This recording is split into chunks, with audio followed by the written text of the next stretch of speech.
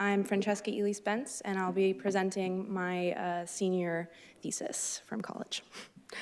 So I wrote my thesis on Finsta, a subculture on Instagram, and how it can function as a mental health resource. So let's start out with defining what Finsta is. A Finsta, or fake Instagram, is a separate locked account that individuals use to share everything from bad selfies, emotional rants, funny memes, any kind of media or information.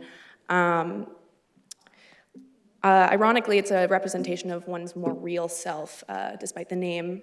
Generally, users will post anything they feel does not belong on their real Instagram or Rinsta, which follows more conventional codes of conduct formulated for social media platforms. It's curated, superficial, made for other people. The specific subculture of Finsta that I examined provides a safe space for users to share deeply personal information, vent, process emotions, and request support or advice from their followers. And this is an example from my own account of a post of mine and then comments from people who follow me. I used Goffman's theory of front stage versus backstage performance as a framework for this social world. Goffman defines front stage as the self that's made public and expressly visible to an audience, demonstrating to the audience what it can expect from the performer. So in the context of social media, that operates through Facebook, Snapchat, Rinsta, where the individual has to adopt and, more importantly, avoid deviating from a specific form of self-presentation. There are social repercussions for deviating from that norm. The audience expects continuity, a single narrative into which you can then be compartmentalized. By contrast, the backstage functions as a private space where public image does not need to be maintained or protected.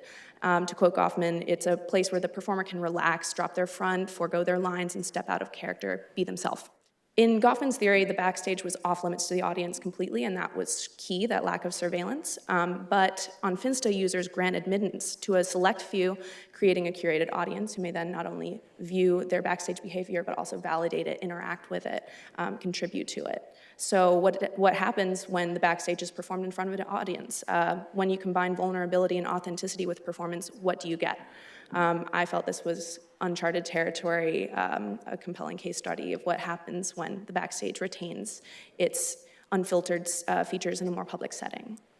On Finsta, users still present themselves before an audience and are aware of the presence, but for the most part, they use this performance to discover and communicate who they are rather than who they want others to think they are. Instead of presenting a persona curated to appeal to others, users engage with a more sincere, vulnerable form of self-representation that stems from their own self-concepts. The audience's presence and participation actually becomes more of a vehicle for authentic, vulnerable sharing because users know that the revelations will be met with care and compassion.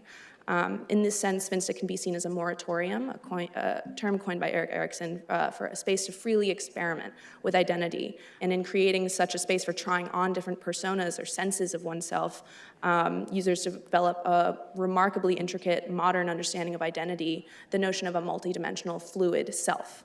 Shaped by users for users, the key characteristics of Finsta culture, this communal atmosphere, safety, security, encourages new forms of self-exploration and identity formation and experimentation, both before and within a community.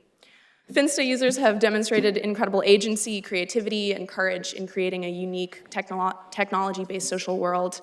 It's complete with its own set of norms, ideals, values, can and does often serve as a site of vulnerability, a secure space for experimentation with identity, a valuable mental health resource.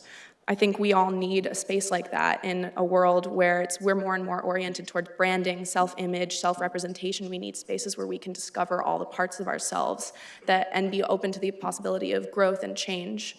Social media is a medium where the self is editable, and in the context of Finsta, members choose to use it to give a voice to weakness and what may be the most truthful depiction of themselves. Maybe in this context, courage lies not in establishing a fixed sense of self or static set of principles, but in acknowledging all the flux, fluidity, and ambiguity within oneself, and doing so in front of and even with, but not for, an audience.